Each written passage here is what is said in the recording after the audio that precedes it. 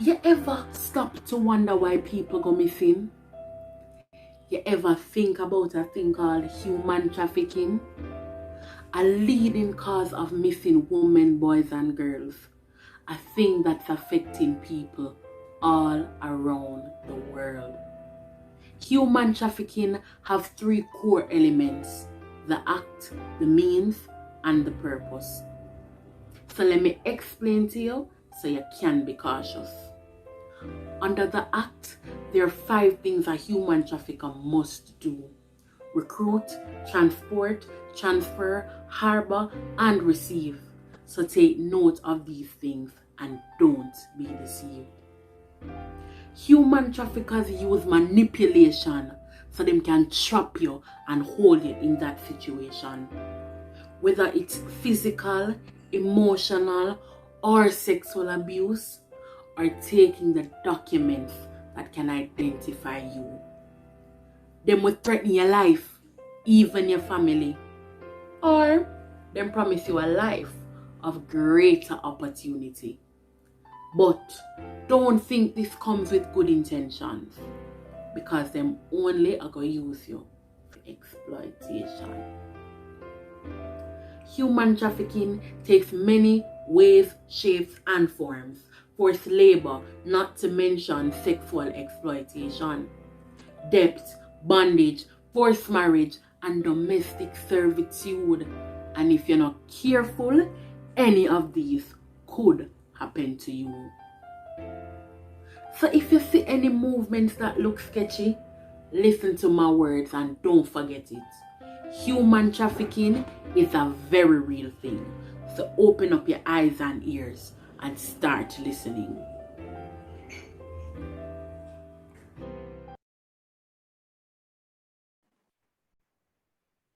Welcome to Stop the Flow. Let's End Human Trafficking, an event co organized by the World Council of Churches and the Lutheran World Federation. I am Ruth Mathen from the Malankara Orthodox Syrian Church in India, and I currently work with the Christian Conference of Asia. It is my absolute pleasure to invite you all as the moderator of today's event. We just heard a spoken word piece by Kadria Jones. She is a 22-year-old who uses her creative skills for ministry in the form of dub poems, spoken word, and dramatic presentations. She is a youth leader who actively works with her peers and contemporaries in Jamaica. Thank you, Kadria, for that introduction to human trafficking. Today, 30th July, is the World Day Against Trafficking in Persons.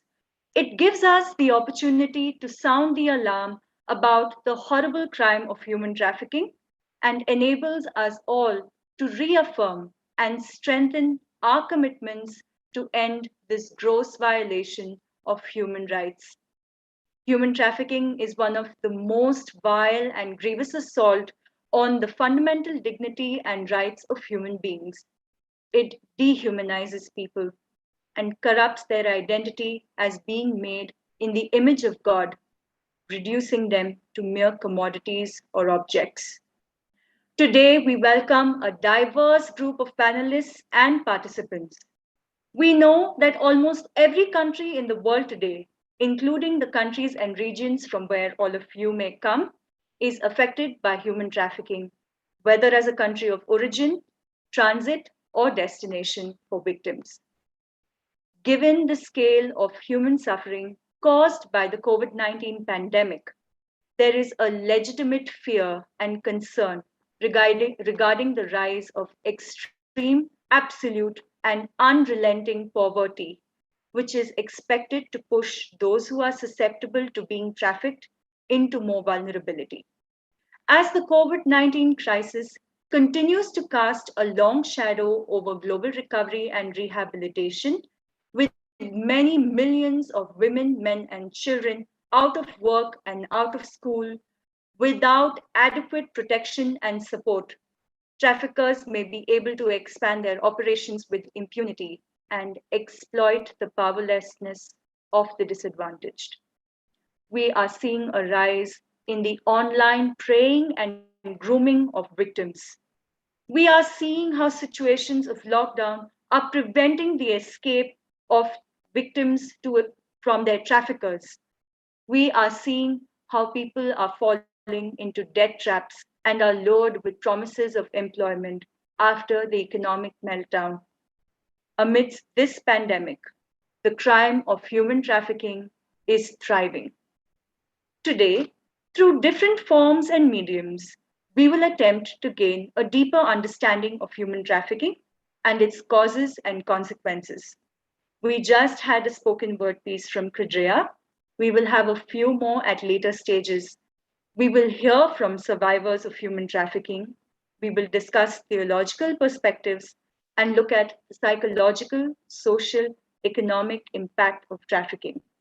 All of this together calls upon us to stop the flow, to end human trafficking in all its forms. Let us now view a sermon from Reverend Mary Chipoka. She is a renowned preacher with the Reformed Church in Zimbabwe. Reverend Chipoka has made history by becoming the first hearing impaired person to ever work as a pastor in Masvingo, Zimbabwe.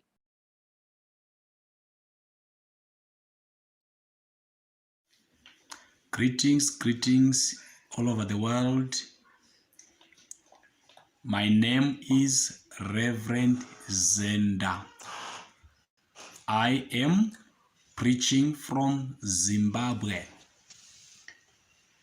Today we are going to read a scripture from the book of Acts, chapter 16, from verse 16 to 23.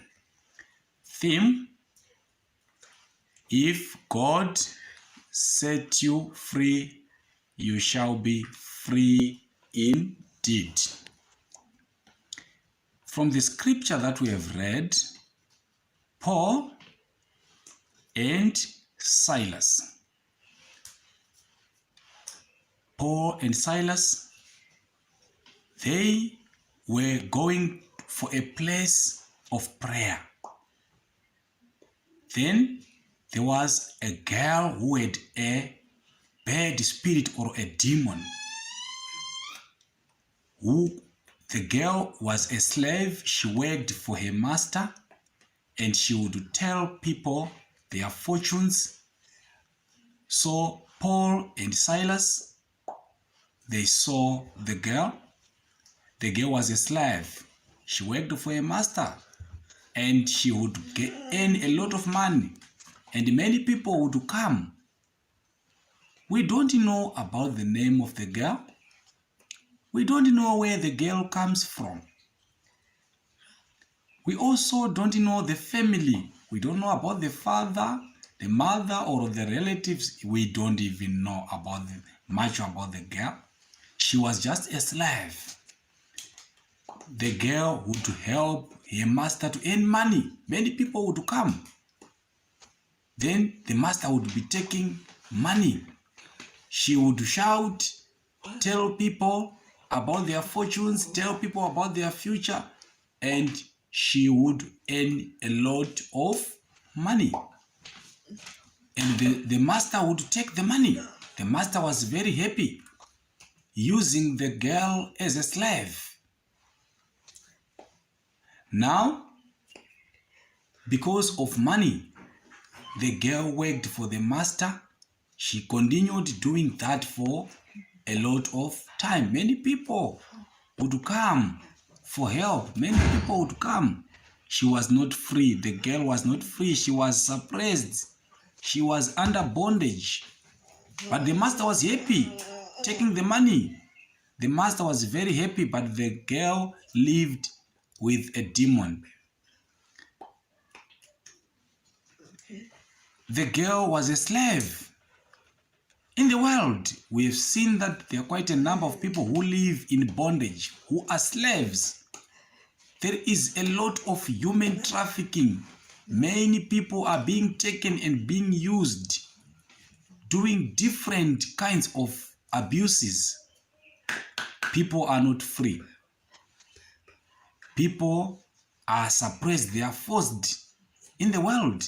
They are forced to leave their home continuously doing a lot of different things. Like this girl who would work for a master.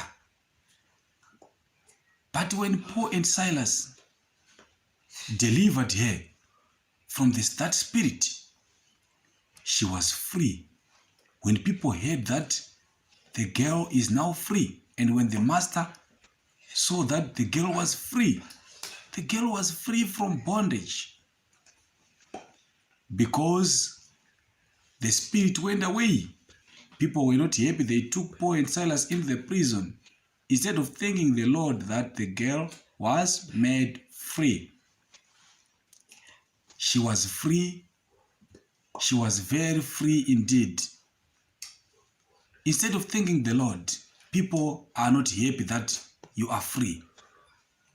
People want to see others in trouble, being abused. In the world, people are not free.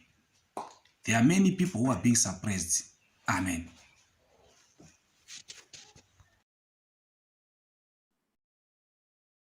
That was an excellent sermon by Reverend Mary. Thank you, Reverend Mary, for showing us that today's systems of exploitation are really not that different from those that we see in the Bible. To move on to the next segment, let me reiterate. This year's theme of the World Day Against Trafficking in Persons is Victims' Voices Lead the Way. This provides great importance on listening to and learning from survivors of human trafficking. Today, we are called to empower survivors as key actors in the fight against human trafficking. Survivors play crucial roles in designing different measures to prevent this heinous crime, identifying networks and perpetrators, rescuing other victims, and supporting meaningful rehabilitation. Given the complex and mostly invisible nature of human trafficking, most survivors have been met with misunderstanding or ignorance in their attempts to get help, at times even facing re-victimization or punishment for crimes that the traffickers force them to commit. They may face traumatic legal proceedings which force them to recount the horrific experiences that they've undergone, and they may also face stigmatization or not receive adequate support. Thus, learning from victims' experiences and turning the lessons from their lived experiences into concrete action will lead to a more victim-centered and effective approach in combating human trafficking. We must honor and amplify the voices of survivors as part of effective and comprehensive anti-trafficking strategies. Our responses must be survivor-led and trauma-informed. With this, let us now move on to the next segment for today, where we will be listening to and learning from survivors of human trafficking from Cambodia and from the Philippines. Let us now watch a short film prepared by Life with Dignity from Cambodia.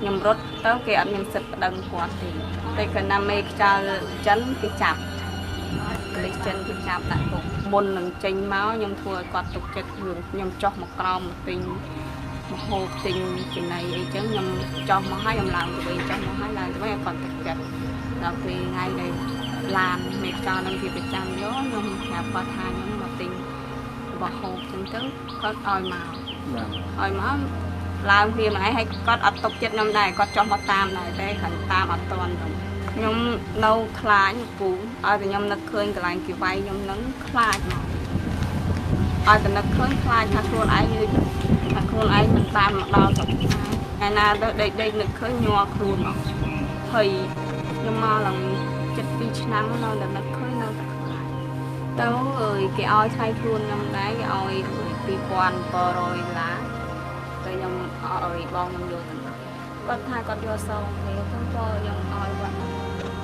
តែគាត់ណាគាត់ខឹងថាខ្ញុំជួយបងប្អូនខ្ញុំគាត់ថានិយាយមួយម៉ាត់ដែរថារាល់ថ្ងៃនេះឆ្លោះគ្នាខ្ញុំតែឆ្អែតនឹងគាត់អត់រស់ស៊ីចំគ្រួសារអញ្ចឹងទៅខ្ញុំក៏ជេរគាត់ថាលេងគ្នាទៅគាត់ថាម៉េចហ្មងចង់លេងគ្នាហ្មងចង់ទៅលក់ខ្លួនយកលុយមកឲ្យបងប្អូនទៀតមែនគាត់និយាយភាសានេះដែរតែគាត់ថាពេលបណ្ដោពីអ្នកប្តីពុននេះគាត់អត់ដែរនិយាយខ្ញុំសួរគាត់ដែរថាបើខ្ញុំការខ្ញុំទឹកចិនទៅអីខ្ញុំមកវិញយើងមានដៃគិតអីអត់ថាអត់ដៃគិតអីទេសូមតែខ្ញុំមិនកុំឲ្យនិយាយទៅបាទអីដេកទៅគ្នាអីនឹកអង្គុយនិយាយគ្នាធម្មតាដេកនិយាយគ្នាធម្មតាខ្ញុំនឹកឃើញគ្នានឹកឃើញកន្លែងគេវាយខ្ញុំភ័យខ្ញុំអោបប្តីខ្ញុំចាប់ទៅប្តីខ្ញុំថាកាត់អីថាខ្លាចនៅអង្គុយម្នាក់ឯងជាមួយម្នាក់ពីរនាក់អីអង្គុយទោះតែនិយាយមួយគេក៏ដោយខ្ញុំនៅតែនឹកឃើញខ្ញុំនៅអាខ្ញុំចង់ភ្លេចតែខ្ញុំអត់ភ្លេចអត់បានខ្លួនខ្លាំង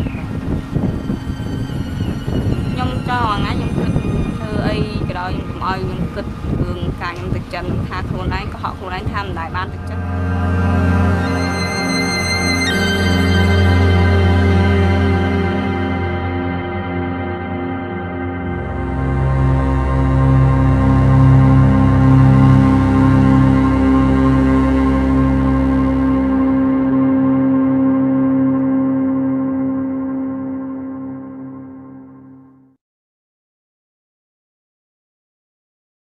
This was a very powerful testimony that we heard from Cambodia, and this really sheds light on the gendered nature of human trafficking.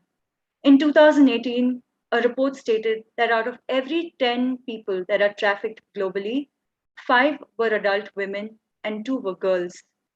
The bulk of exploitation faced by women and girls is sexual exploitation, with these detected cases making up almost 75% of all reported cases. The next is forced labor and then other forms of trafficking. But the video that we just saw really begs the question, what are these systems and structures that bind women in places of subversion and oppress them? What are these structures that do not allow women to lead their own lives with autonomy and dignity, that violate every freedom that they have?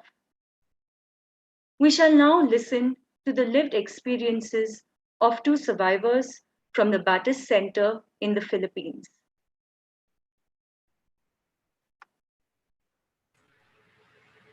Abby, you go first. Okay po, Tita. Magandang gabi po sa atin lahat. Ako po si Abigail Compuesto from Nueva Ecija.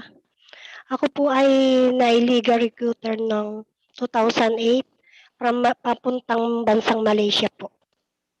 Okay. Stop muna, Abby. So she introduced herself.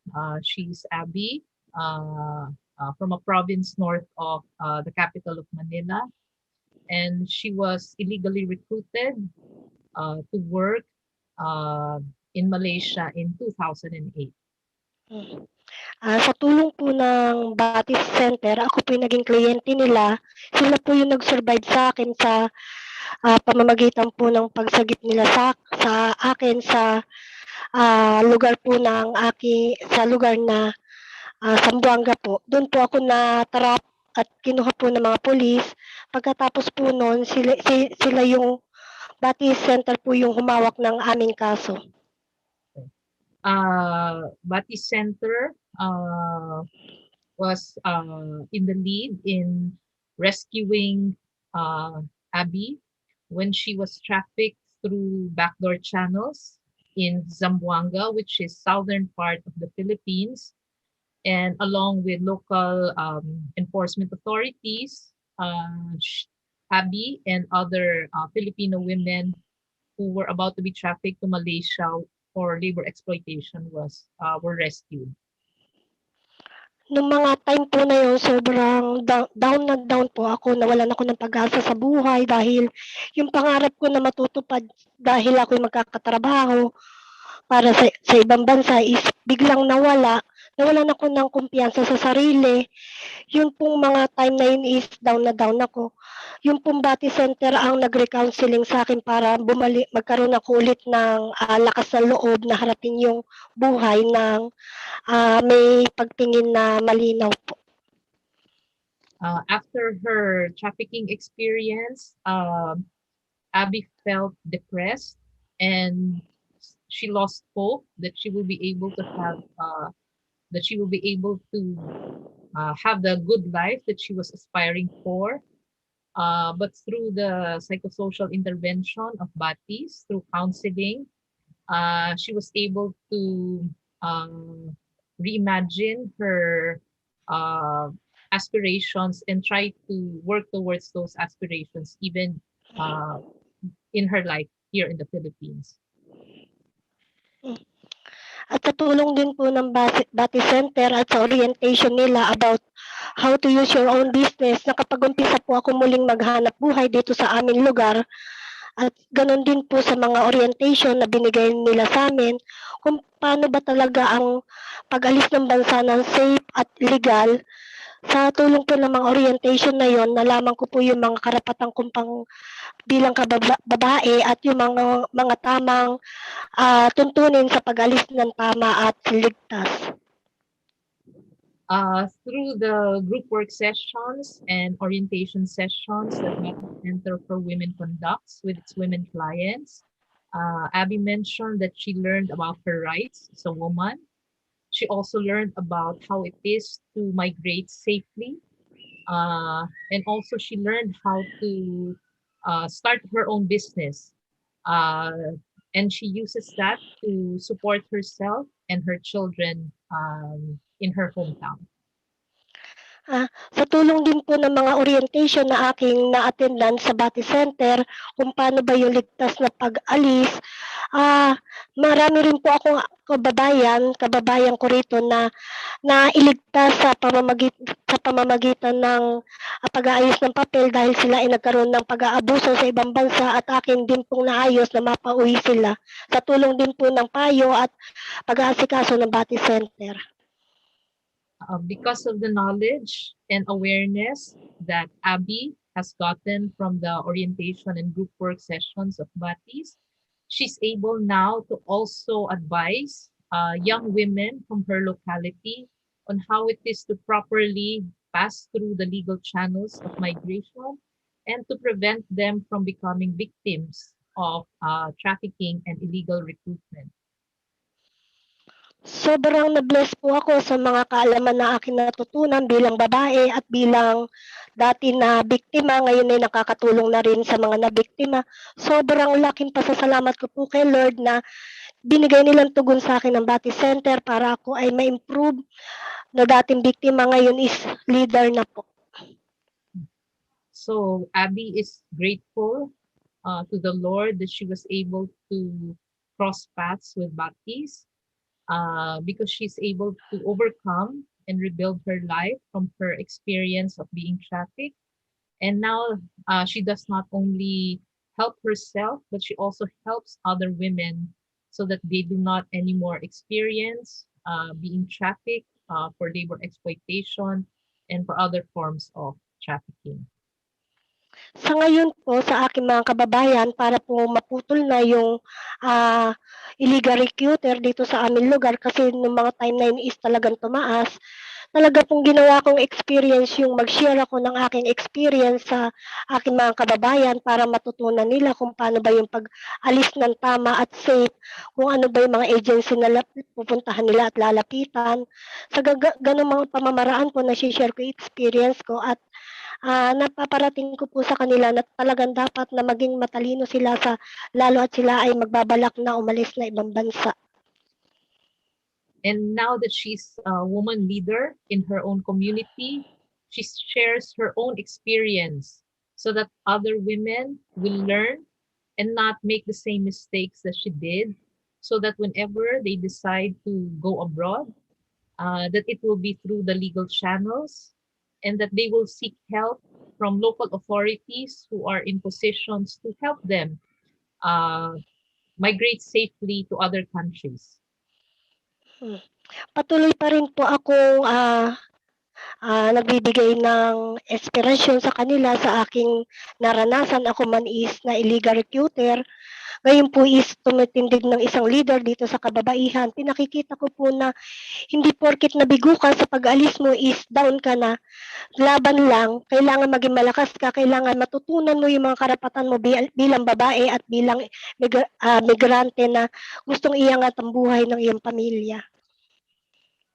As a woman and as a community leader, Abby wants her experience to serve as an inspiration that even if you had negative migration experiences, that you can rebuild your life and that you can fight for a better life for yourself and your family. Yun lang. Ang masasabi ko lang po ngayon, gusto ko pong iparating na sa mga kababaihan na gustong mag-abroad is talagang pag-aaralan nila ang safe migration para hindi na po sila mabiktima ng illegal recruiter at maging maayos yung kanilang pag-alis at yung pangarap nila matupad. Yun lang po at maraming salamat. So Abby ends her sharing by saying that she hopes that other women will have more success in their decision to migrate overseas, and that whatever it is that she can do to help other women achieve that, she will do that as a woman and as a community leader. And she thanks everyone for listening to her sharing. Salamat, Abby. Thank you po. Okay. So, Lizelle, can you? I'm ready. Yes. Ready na po ako. Sige po, Lizelle, you can start. Ako po si Lizelle. Biktima po ako ng human trafficking sa Japan. Ako po ay inalukan ng isang Pilipinang kakilala ko na magtrabaho bilang caregiver sa isang matandang Hapon na balak manirahan dito sa Pilipinas. Okay, so Lizelle shared that she is a survivor of trafficking to Japan, and her trafficker is a woman from her community that she is acquainted with, and she was deceived into, well, she was lured into working in Japan as a caregiver for an old Japanese man who's the recruiter or the trafficker said will eventually live in the Philippines.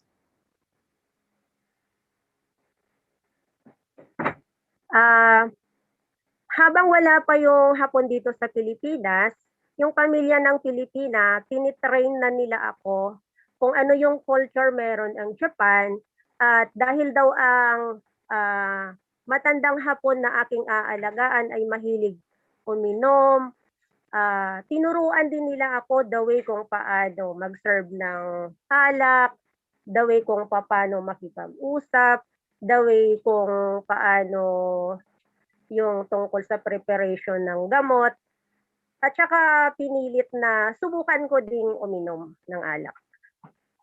So while still in the Philippines, her trafficker was already training Lizelle how to take care of the old Japanese man, not just take care of his needs, but even how to pour drinks for the old Japanese man. And the trafficker even taught Lisel how to drink herself. So, which is outside the work of a caregiver. Pagdating ng dito sa Pilipinas, kasama na niya ang Hapon. Ipinakilala niya ako sa Hapon bilang pinsan niya. Ang sabi niya sa Hapon, ako daw yung inirekomenda niya bilang maging caregiver niya. Umuo naman ang Hapon. Pumayag naman ang Hapon. So when eventually the Japanese came to the Philippines and the trafficker introduced the Japanese to Lisel, and the trafficker said that Lisel will be your caregiver, and the Japanese agreed that Lisel will be the caregiver. Pero hindi po ako pumayag dahil ayoko pang pumunta ng Japan. Pero ang sabi ng Pilipinas sa akin, wag daw akong mag-alala dahil hindi naman talaga ako pupunta ng Japan, kundi dito naman talaga sa Pilipinas maninirahan ang Hapon. Initially, Lisel did not agree to go to Japan with the Japanese man, but the trafficker convinced her that the Japanese will live eventually in the Philippines. So that changed Lisel's mind, and she agreed to what the plan of the Japanese. Sel, medyo konti lang yung time. Yes, So, opo. sorry Opo. sorry. Apo. And then, ang nangyari po, itong Hapon, nahirapan siyang mapabilis yung kanyang pagpunta ng Pilipinas. Ang way daw para mapabilis yun, magkaroon ng kasal. Pero yun pong kasal ay hindi naman po totoong kasal kami na may intimate. Kundi kasal sa papel lang po, proseso para yung Hapon makabalik na dito. Eventually, the situation became complicated. The traffickers said that the Japanese cannot come back to the Philippines, so Lisel has to go to Japan. And the only way for Lisel to go to Japan is to get married to the Japanese. Pumayag po. It was not a real marriage in the sense that there was no relationship, but it will just be used so that Lisel can go to Japan to work as caregiver for the Japanese man. Pumayag po ako dahil hindi naman po totoong intimate yung mangyayari sa amin. Pero ang nangyari po, after ng wedding, minadali po nila all the documents para ako po ay makarating ng Japan, which is ang unang plan, wala naman po talagang plan na ako po ay pupunta ng Japan. Ang way lang daw po talaga is may mga dokumento daw po akong pipirmahan sa Japan para tuluyan ng makarating dito yung Hapon. Sumama po ako sa Japan. Nung sumama ako sa Japan, hindi naman po ganun yung nangyari. So, the trafficker lured Lisel into agreeing to go to Japan through deception. The trafficker said that she needed to sign documents in Japan, and the only way for that to happen is for Lisel to go to Japan. So eventually, she agreed to go to Japan, and she was legally allowed now to go to Japan because she's married to the Japanese, so she has a visa, a spouse visa, for Lisel to go to Japan. Pagdating ko sa Japan, ang alam ko talaga ng Hapon, asawa niya ako. Sabi ko hindi po, caregiver niya ako. Nagalit po yung Hapon. Sa sobrang pigil na po pala nung Hapon dahil matagal na niya akong gusto, na-rape po ako nang hindi ko gusto yung mga nangyayari. So when Lisel arrived in Japan, her framework is that she's going there as a caregiver to the Japanese man, but the Japanese, it's not the same for him. For him, Lisel is married to him, and he forced himself on her, and Lisel ended up trafficked for sexual exploitation. He raped Lisel and demanded that since Lisel is married to him, that he can force himself on her. Sinabi ko lahat yun sa Pilipina, pero ayaw niyang maniwala na ganun yung nangyari. Kaya sabi ng Pilipina, kakausapin niya ang Hapon. Until time, magulo na yung isip ng Hapon, sinasaktan na niya ako. dumating sa punto na hindi na niya ako pinapakain. Maliban kung gusto kong magpagalaw sa kanya. So Lizelle was subjected not just to sexual exploitation, but to physical violence and even deprivation of food. If Lizelle does not agree to being intimate with him. I ran away. And then, tinulungan po ako ng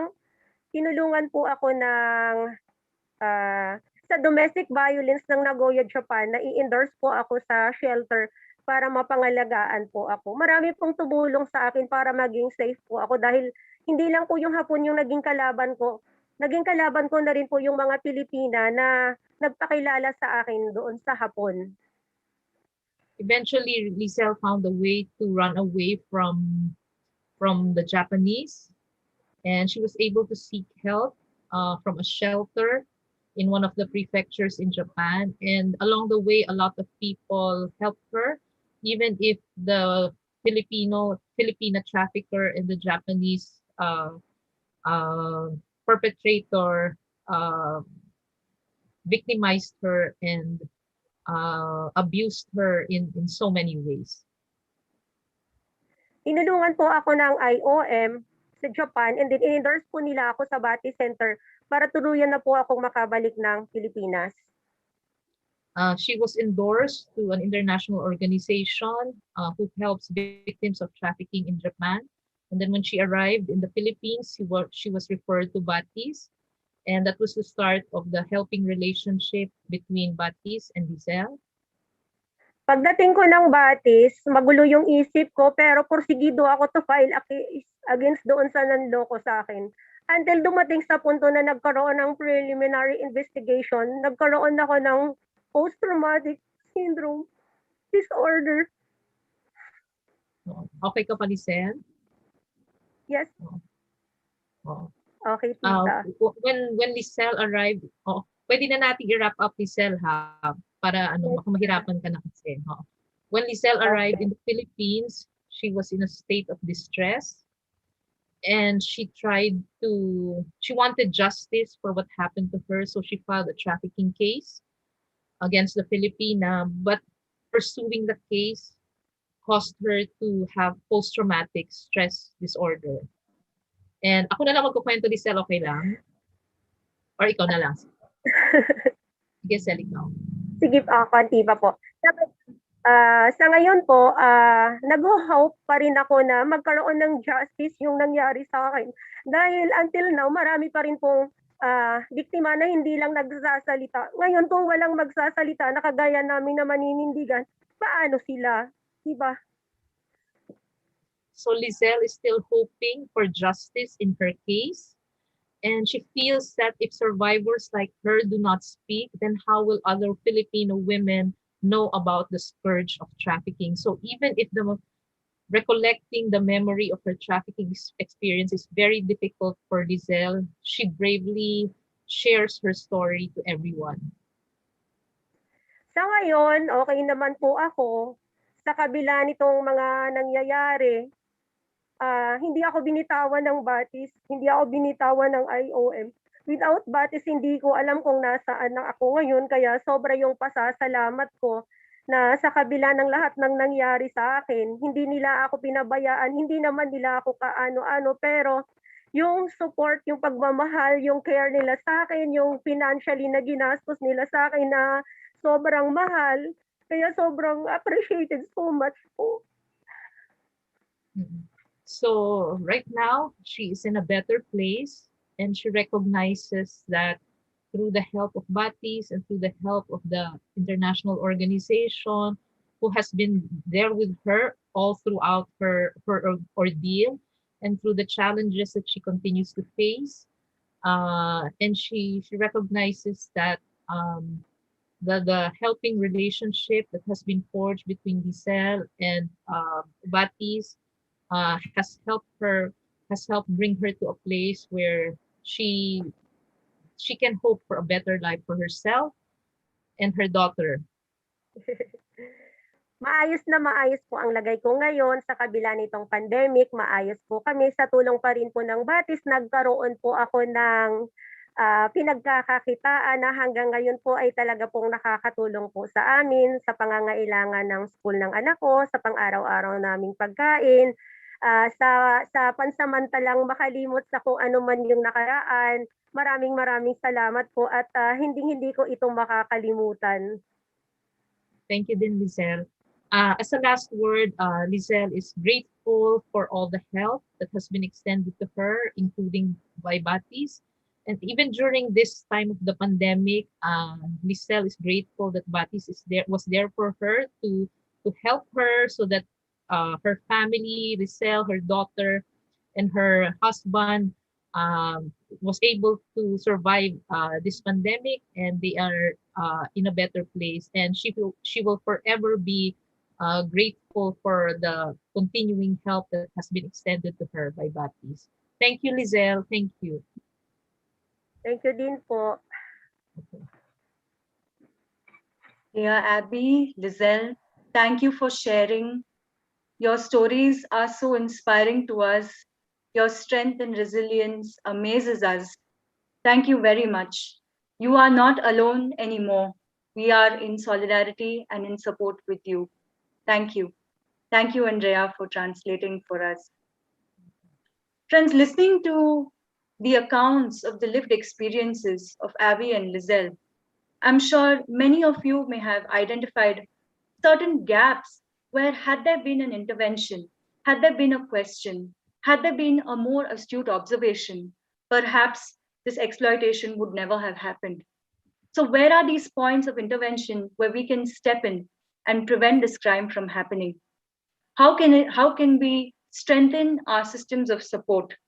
We know that the exploitation of trafficking doesn't end when the survivors return home. They bear such long-term emotional, economic, and psychological consequences. This is a traumatic process. What is it that we can do to show our solidarity and support and rehabilitate the survivors of trafficking? Yes, there has been some good news in the last few days. We know that the Philippines government has recently began its first monitoring facility for cyber trafficking in persons. This news just came in 7 days ago. It's a good step in the right direction. We know that the government is calling for the end of the sponsorship system, which is an exploitative system that is used in the Middle East. These are steps in the right direction, but there is still a lot that is left to be desired. But we also heard how survivors themselves can be leaders in their own capacities, turning their stories of trauma into inspiration for those around them, preventing crimes from occurring before they happen. We know that there are different tactics that recruiters use, using deception, using different ideas of enticement, promises of a better economic life. All of these are exploitative systems. This is the marketplace of trafficking that we are called to abolish. Next, we have a spoken word reflection from Funi. Funi is a Zainichi Korean rapper, songwriter, poet, and advocate for immigrants. He organizes rap workshops both within and outside Japan as a method of self-expression for students, migrants, and members of the wider public.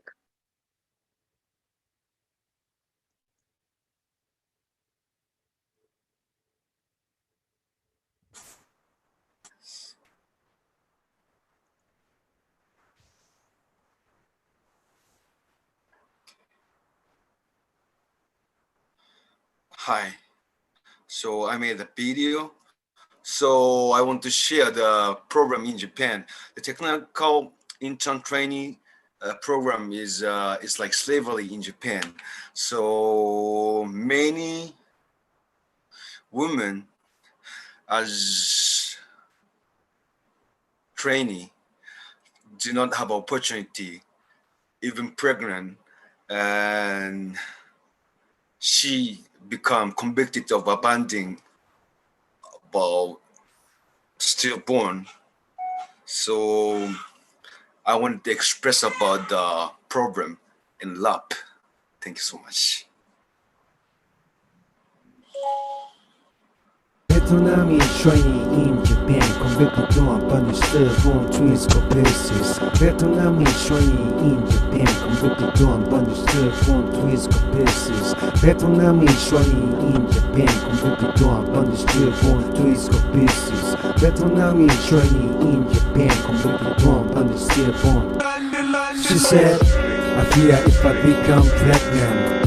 I scare if I give birth babies. I will be fired or sent back home, so I couldn't consult anyone about it. I wanted to keep rocking so that I could continue sending money to my family.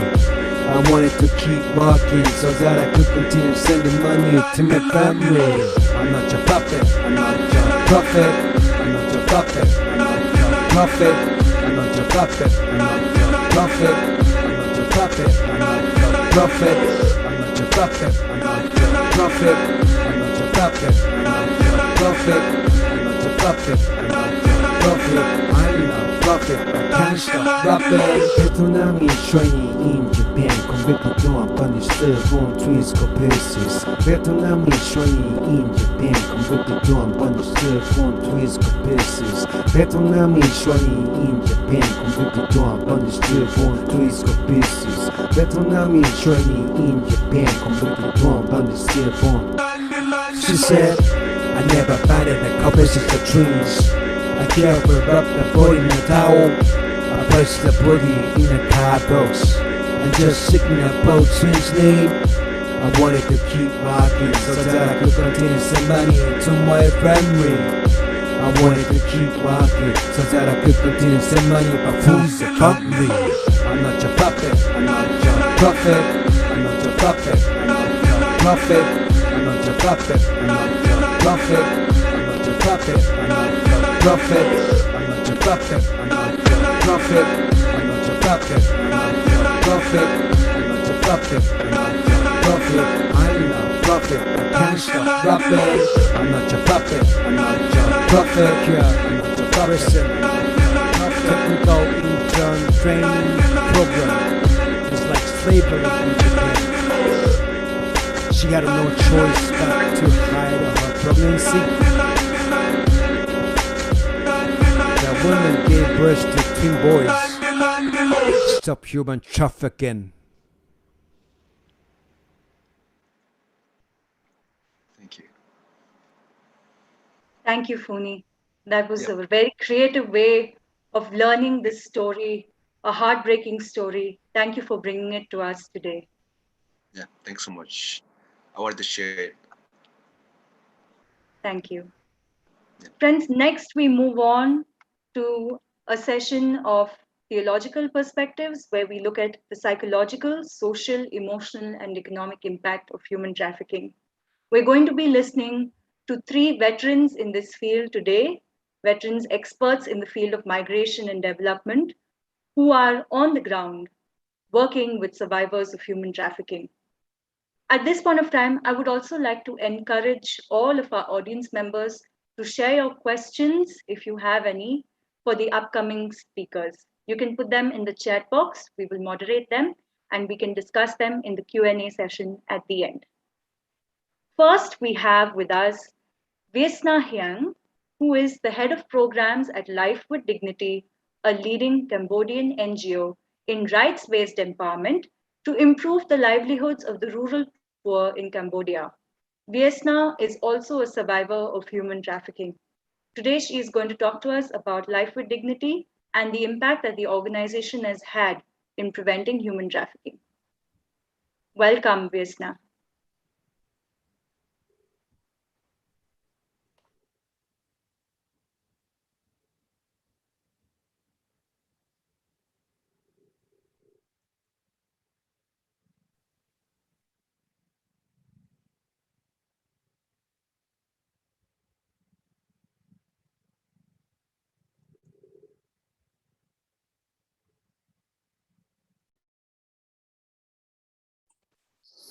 She is connected, but Good we evening. don't. Good evening from Cambodia. Good evening. Can you hear me? Yes, loud Oh, and sorry. clear. Sorry.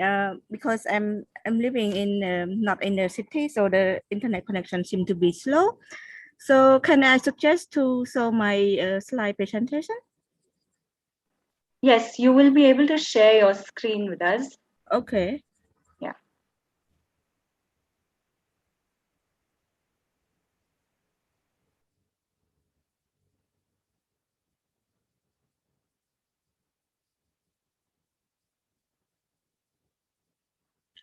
Okay, so let me start. So it's a very privilege for me, for LWD and liability from Cambodia, and also the represent of the victim of human trafficking.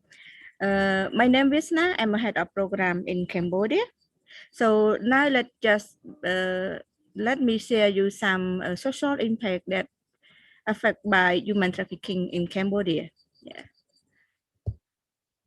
As you may know that we have different impact by that caused by human trafficking, but I want to raise only 5 impact that related to social. The first one is about physical impact of human trafficking. You know, in the over past 5 years, human trafficking is fought in Cambodia, both men and women, and also children that in forced labor, sexual trafficking in Cambodia and abroad. So in Cambodia, trafficker mainly focus on many conditions like fishing, vessel, in agriculture, in construction, factory, and because of they want to pay the debt. And our victim, they become the victim of forced labor. Sometimes they commit suicide, they have become have serious ill, and sometimes they return and they cannot able to see, hear, or walk properly because of the forced labor. Some research also report that sexual violence also happen, and physically hurt, sexually assault, threatened with violence, forced into performing sexual act, vaginal discharge, and also some infection like HIV/AIDS. Another social impact that we already know from our last presenter and also some from the story is about mental health impact. In Cambodia, especially the women, usually willingly as a legal surrogate for Chinese family or sometimes with the other country under for presences for marriage, especially for example for Chinese men. They are vulnerable to confinement and domestic servitude because most of them feel extreme sadness, hopelessness about the future. They sometimes commit suicide and have cognitive impairment and memory loss when they come back home. Yeah, so we have shown you two impact already.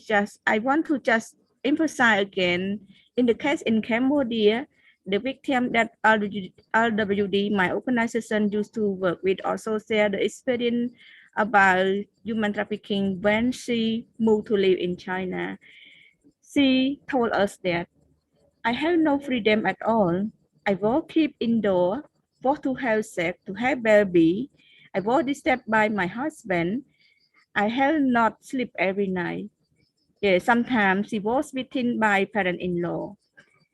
Even she is not allowed to use the telephone. She was shocked to the mind of kind of image. Yes, so that's why she tried to run away, but sometimes she's scared and she thinks that she might be beaten to death. This is the case of Miss Samen in Battambong, Cambodia. Another social impact that I want to share you related to child victim. You know, in Cambodia, because of the child age, they are mostly more vulnerable to harmful consequence of abusive practice.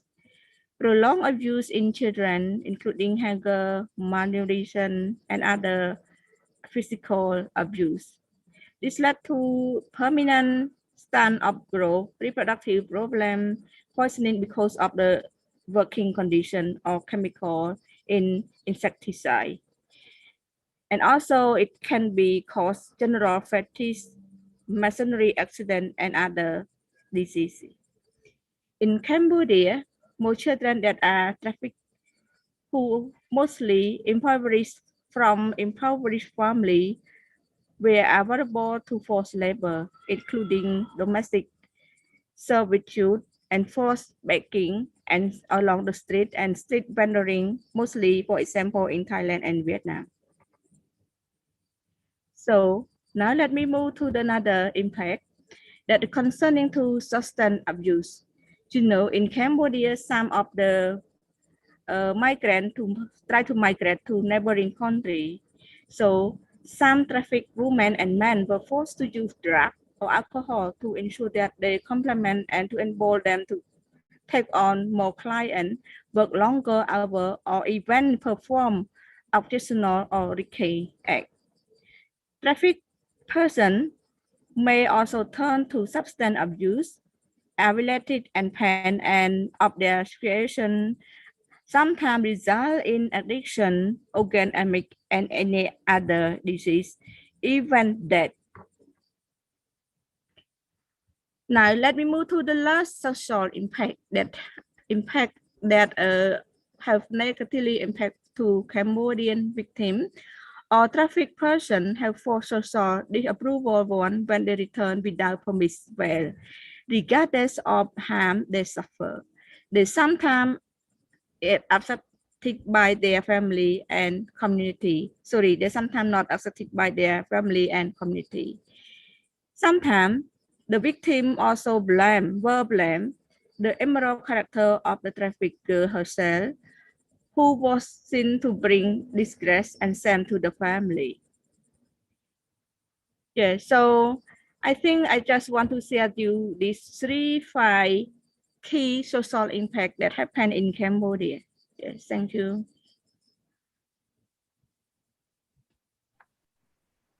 Thank you very much, Vesna. You gave us a comprehensive overview of the impact of trafficking. Thank you very much. We now move on to Andrea Luisa Anolin. She is a consultant on migration and development. She is also on the managing board of the Baptist Center for Women, an NGO providing services to returned distressed women migrant workers and their families. She has also worked with the National Office of the CFO, that's the Commission on Filipinos Overseas. Andrea today is going to talk to us about best practices and the response amidst COVID and share the work that the Baptist Center has been doing. Over to you, Andrea. Thank you, Ruth. And I'll start to share my screen.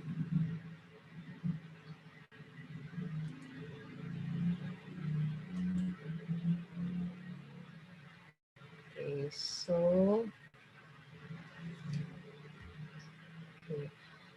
so I'll briefly share about the work of Baptist Center for Women to help women victim survivors of human trafficking rebuild their lives.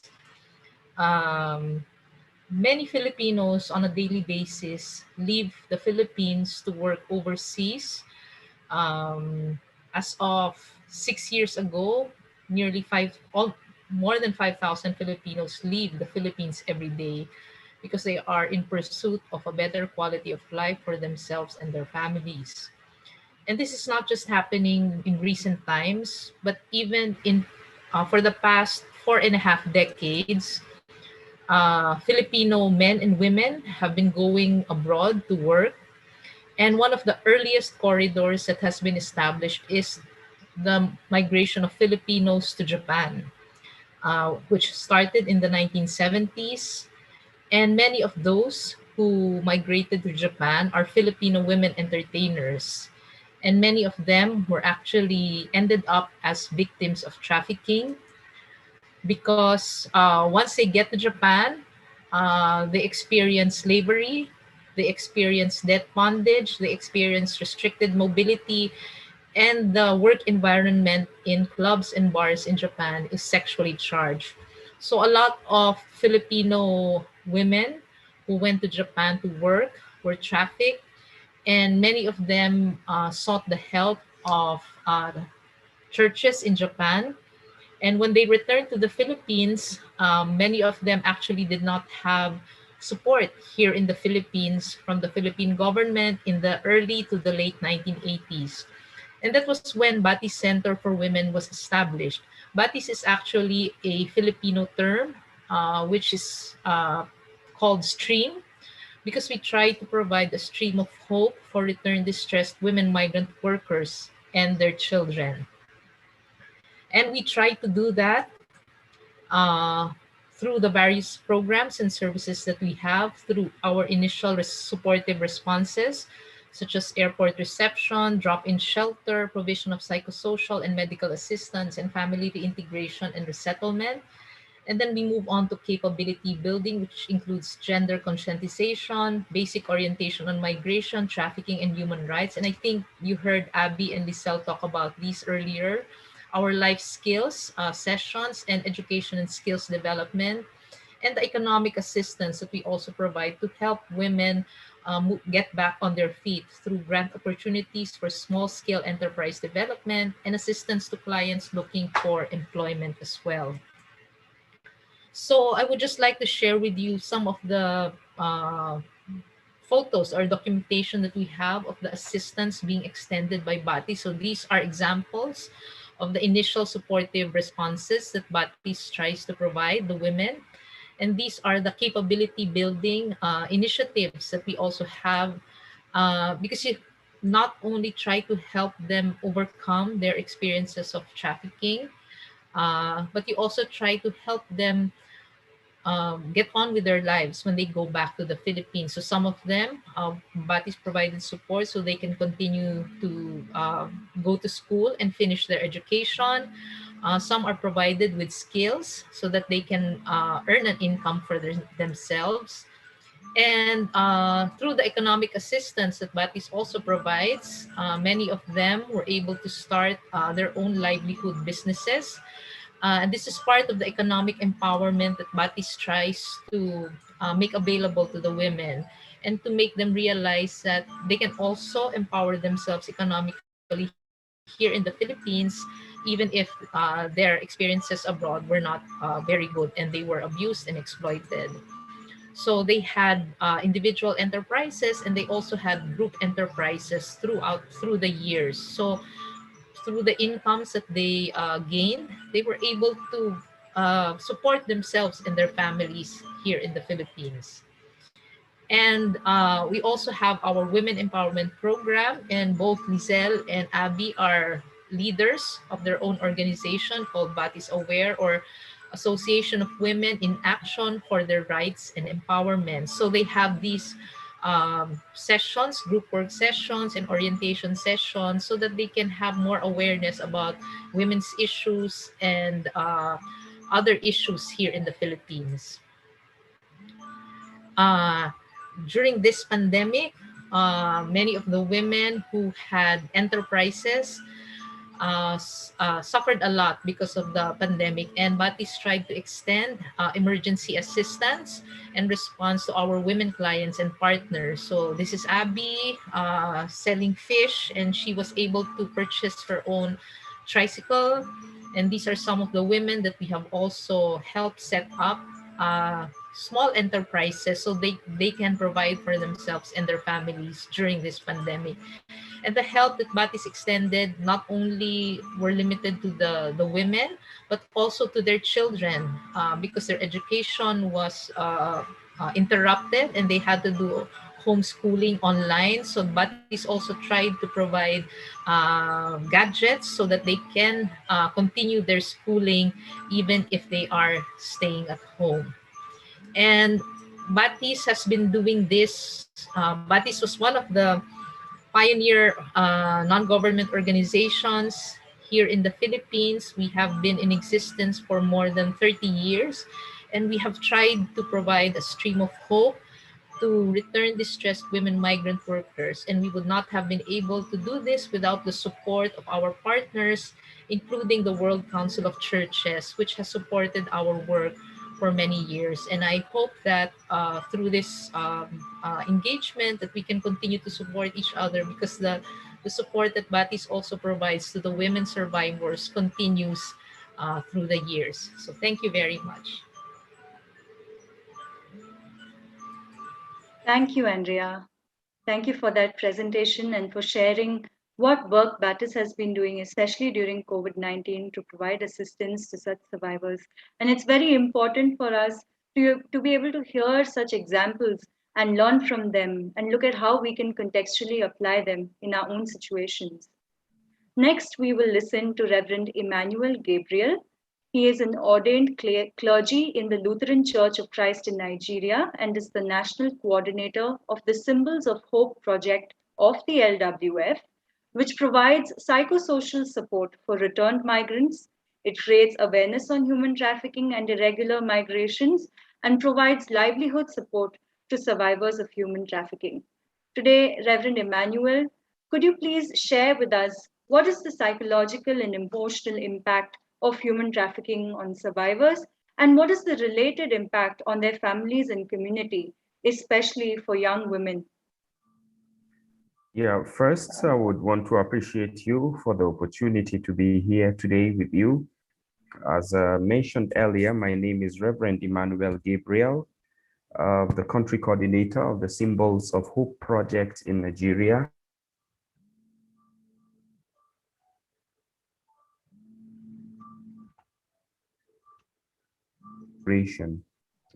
For now in Africa and other parts of the world, partnering in Nigeria with the Lutheran Church of Christ in Nigeria. Basically, we focus on providing psychosocial support to victims of human trafficking and returned migrants, and also provide economic support or livelihood support to still victims of returned migrants and human trafficking.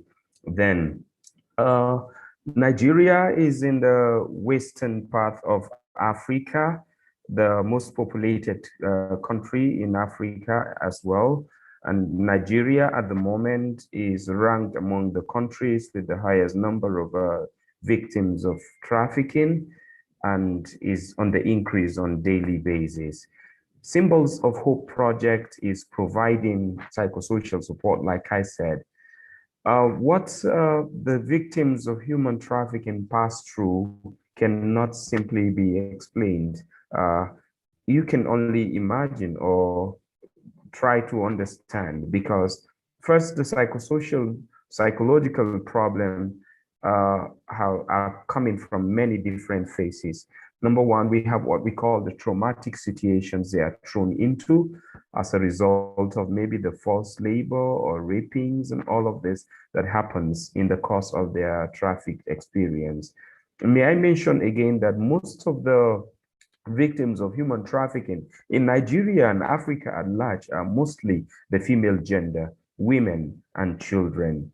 This has been skyrocketed by the fact that COVID-19 has made life so difficult. Primarily, human trafficking has become more pronounced and is on the increase right from the period of the COVID-19 and is still on the increase right now. Survivors of human trafficking are left to face their traumatic situations, left to face depressions, self-pity, and post-traumatic stress as a result of their different experiences. Mostly young girls are left with either unplanned babies, unplanned pregnancies, and having babies in the end. Sometimes family rejections, or the society throw them away because they are felt to be people who are stigmatized at all the times. Young girls are faced with a kind of rejection, even from religious bodies to some extent. This leaves them in a very, very condemnable situations where they don't leave their voices in the public just like that, because they feel downtrodden, they feel depressed, they feel pressed down. Again, they have economic challenges to face, the livelihood support. Since everyone runs away from them and nobody wants to identify with them, they are left with little or no opportunity to cater for themselves. Sometimes even with the situations they find themselves as a result of the experiences, unwanted pregnancy or unprepared pregnancy. Sometimes it's sexually transmitted diseases to carry along. Sometimes they are left with a very terrible history or story or very traumatic situation in their brain psychologically to carry all around at all times. And so they are faced with poverty, they are faced with unrest and insecurity and some of those things. Now, thirdly, they are faced with serious stigmatizations. What the Symbols of Hope is doing here in Nigeria, a diaconal arm of the Lutheran World Federation, is to provide psychosocial support that will reintegrate them back into the society, back into the church, back into their families as well. Because most of or all of these arms that I have mentioned, in most cases, they are thrown out. Nobody wants to identify with them. Nobody wants to mingle around with them. In the long run, we still see again that some of them end up committing suicide. Some of them end up running away from their locality to a place where no one knows them, which in most cases results back into finding themselves being trafficked again. Sometimes they end up finding themselves even or submitting themselves willingly to be trafficked because life seems to have no meaning again because of the psychological impact. Some of them end up being mentally imbalanced because of the post-traumatic stress they go around with. Now, why do a lot of Nigerians are going into or submitting themselves for trafficking or being migrants because of unrest, sometimes insecurity, illiteracy, and poverty rate, and so on and so on. We can go on to mention Africa, Nigeria, and in most part of Africa, I can bet you that these are the situations. Now, again, I want to end by saying that every morning and every day we have young people, young girls in particular, faced with traumatic situations, stigmatized because of what they happen to find themselves. If they have been trafficked and they are able to send back money home to their parents and their families, some of them are celebrated, not minding the situations they find themselves in. A young lady confessed to us that she's been raped by 50 people in one day. But then the little change sent back to her parent at home, the parent are celebrating that our daughter is living abroad and working abroad. Sometimes she would be forced to go and stand in a very nice car or close to a very nice car or a very nice house, snap, and then send back to the parent, deceiving them that she is living good, no problem, she is okay. These young ladies and young men live the rest of their lives with something in their brain that they can never, with a guilt they can never be done away with, thereby leaving them with a psychological trauma, leaving them with a wound, an injury on their minds that cannot easily be healed. Sometimes people who force them into this are even religious leaders. Sometimes the community force them into that. Sometimes family members, people living around them force them into this. Either they are being deceived and lured into it or forced into it, those who push them. Thereby, in the end, they are left with this psychological issue of who will I ever trust again? And so survivors of trafficking have a peculiar characteristics. They will never trust anyone again because sometimes even their parents are the ones pushing them into that. They will never trust any religious body again because it might be that their pastor actually lured them into that. They will never trust the society again because it is possible the society gather and agree that they should go into this and with promises of a better life over there. And in the end, they are left with no one to hold them, to embrace them and welcome them back when they come back with an unwanted pregnancy or unprepared pregnancy or sexually transmitted disease or anything of that nature, thereby leaving them mentally imbalanced, whether known or not known. May I please end with this? Just a couple of weeks ago, we are dealing with an issue where someone walked into a village and gathered about 20 young girls with a promise of giving them little money, 20,000 naira each, thereby using them for nude videos and sexual exploitations, and then having the 20 of them sleeping with various men in one day, covering the video with the promise that he will give them money in the end. But afterward, he left the village without them knowing, and even sending the pictures to everyone in the society. When the people of that community see the video, the young girls were all thrown into traumatic situations. Some of them have gone to the extent of killing themselves, committing suicide. Some of them have fled the village.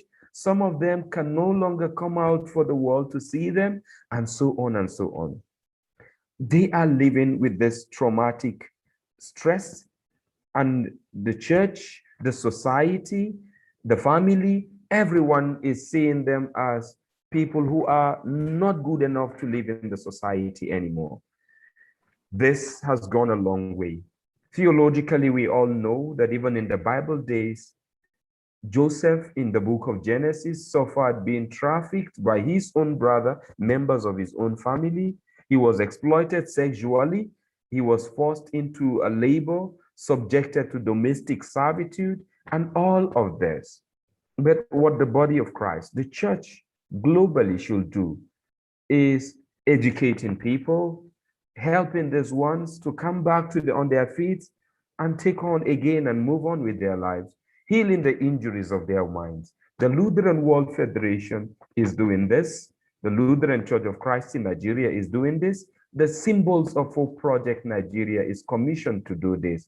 And we are trusting God that we will do more, healing the injuries of the mind, providing psychosocial support, and providing livelihood support to these victims. Thank you so much for the opportunity, and God's blessings. Thank you, Reverend Emmanuel. Thank you. Thank you for sharing those accounts. You know, oftentimes we hear about human trafficking only in terms of statistics, but you've shared the stories behind those statistics, and it is so important and meaningful for us to be reminded of them.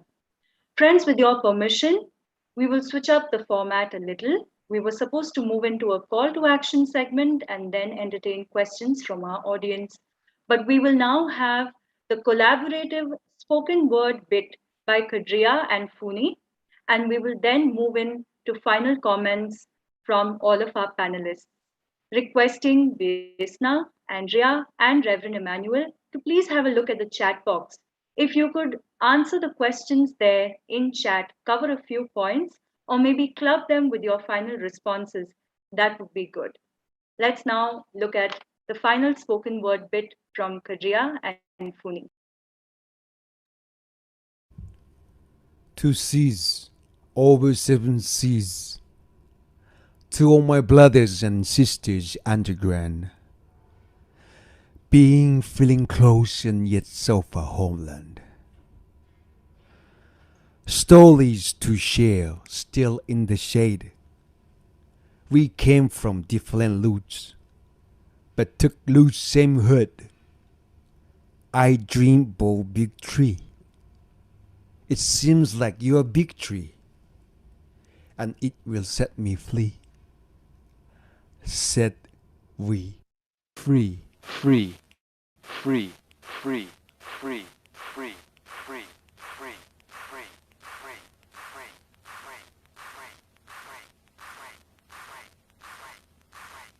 The modern day slavery, it's the thing that kills. It's like the old slave mill grinding slow, but grinding still. So much is happening in this world out there, and as people, it's time that we stop being so blissfully unaware. Girls and boys are being captured and sold into captivity. And open up your eyes, because these are some of the signs that you might see: abuse, malnourishment, a lack of social interaction, even a lack of identification. So let's not fail to see. Let's provide help to the seeds over the 7 seas. Freedom must come. Freedom must be. We must come out and shout victory. It's time to set me free. It's time to set we free.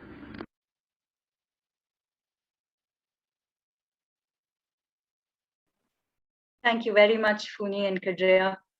With this, we move into the final segment. May I request that we have Vesna, Andrea, and Reverend Emmanuel on screen.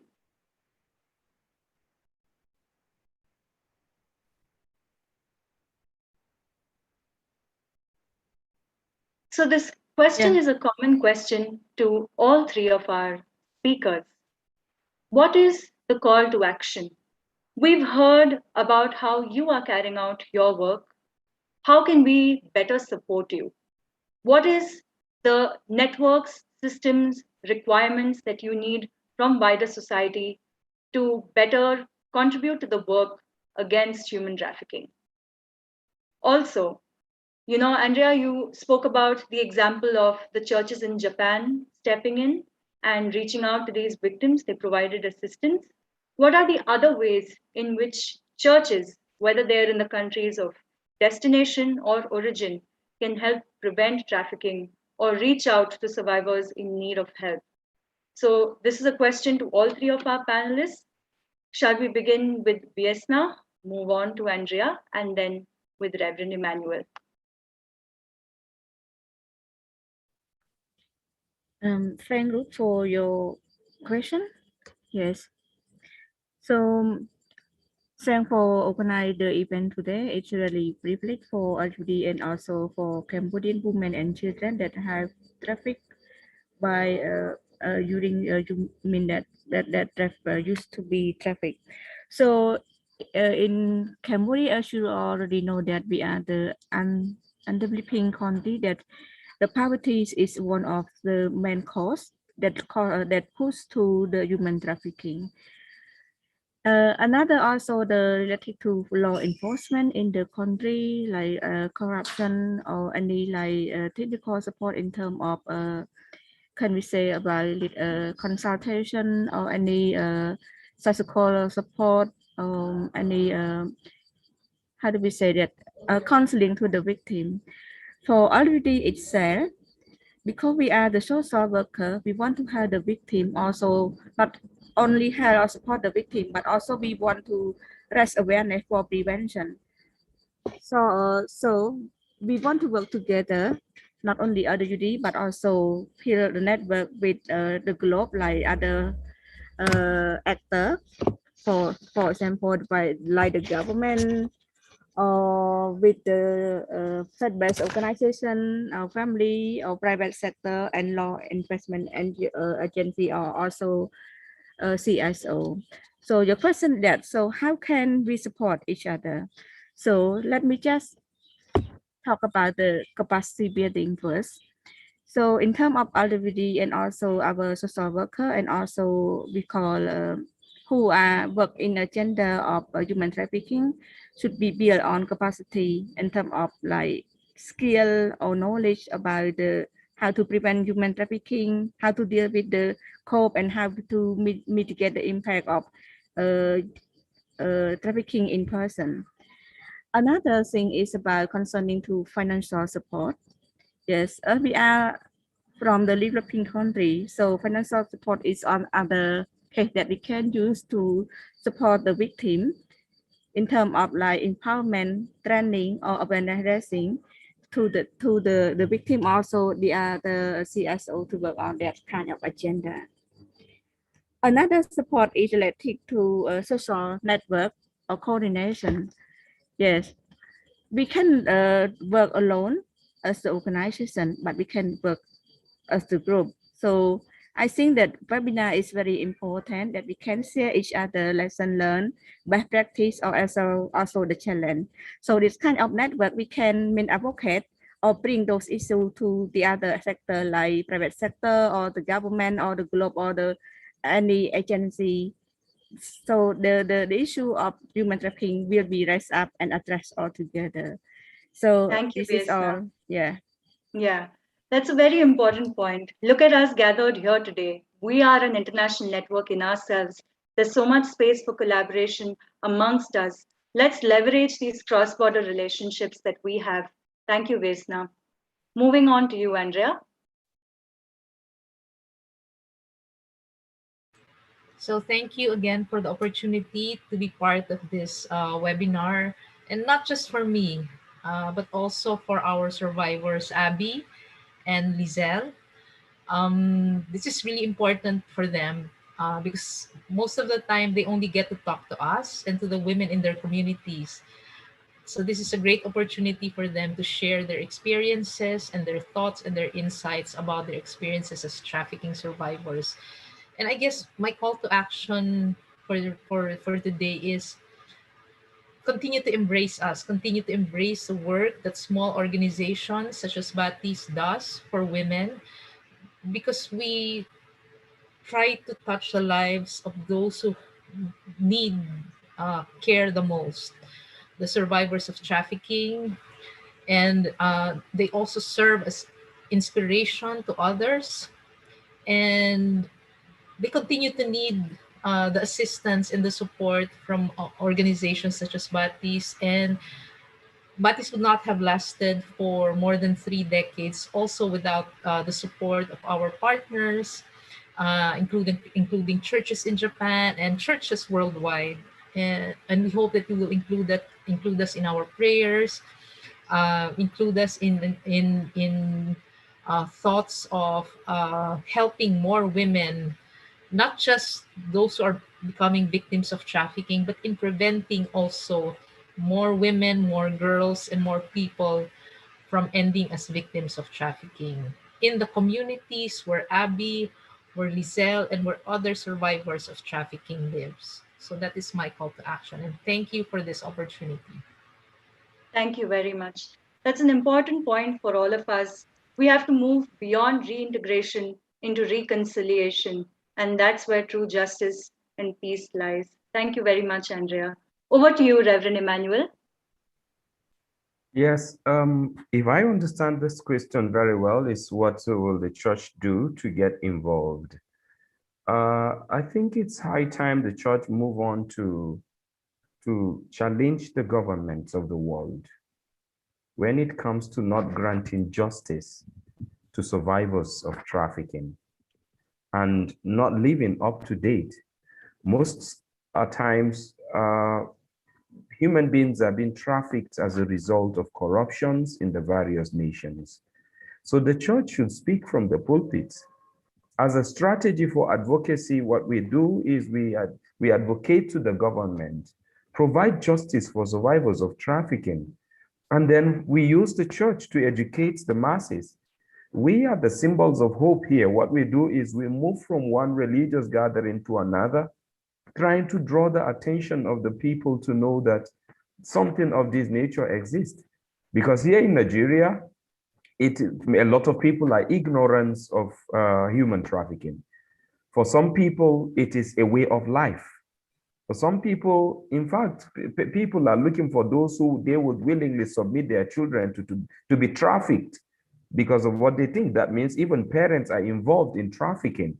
And so the body of Christ, the church, must be united in addressing the issues of trafficking, which is what we are having here. The World Council of Churches and the Lutheran World Federation is setting a very good pace on this. I know that many other religious bodies or Christian bodies will take this as a lesson to begin to do it anywhere we find ourselves. And even here in Nigeria and Africa at large, we will do the same. So I am saying that issues of human trafficking and irregular migration should be spoken from the pulpits. The pulpit is not just limited to issues of repentance, and we must talk about social gospel as well. The Bible is all inclusive. Let us come up with theologies that will address issues of human trafficking, particularly when it is subduing women and not granting women their place in the society. I think that there should be a very sound biblical theology that will address this very well. Thank you so much. God bless you. Say no to human trafficking. this is our commemoration for the year. We use this. Thank you. Thank you, Reverend Emmanuel.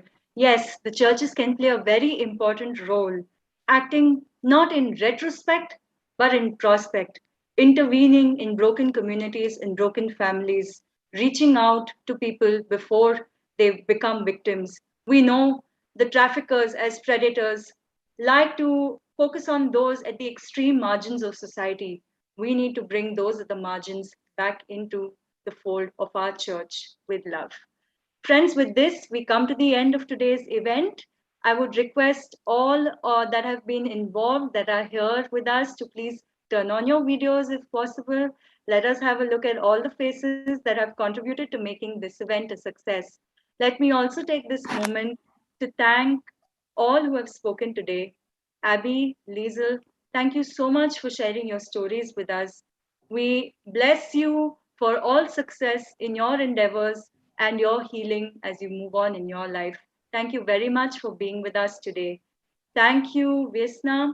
Thank you, Andrea. Thank you, Reverend Emmanuel, for sharing these best practices, for showing us what we can do for lighting this path. Thank you, Funi. Thank you, Kedrea, for your amazing creativity that has shared very different perspective on human trafficking. Thank you also to Reverend Mary, who touched us with her sermon and who showed us that systems of exploitation have not really changed. Thank you for challenging us. Friends, let us clear the way for the leadership of survivors through whom God can work despite their tragedies in the fight against trafficking. Let us hear the cries of our fellow beings who continue to be oppressed and exploited because of human trafficking. Let us continue to pray for the protection and deliverance of all victims of trafficking around the world, while also answering God's call for justice and true compassion in our work. Thank you all very much and have a great remainder of the day. Thank you. Big thanks to all interpreters. Thank you so much for your work.